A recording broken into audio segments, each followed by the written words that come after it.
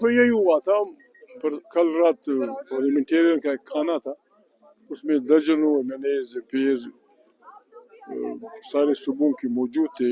انہوں نے یہ فیصلہ کیا کہ کل یہاں جمع ہونا ہے اور احتجاج کرنا ہے، دھرنا دینا ہے. صرف یہ مطالبات تھے کہ عمران خان کی صحت کے بارے میں، ان کی آنکھ کو کوئی نقصان ہوا ہے سپریم کورٹ کی رپورٹ میں، کہ اس کو پہنچا دیا جائے شفا اسپتال.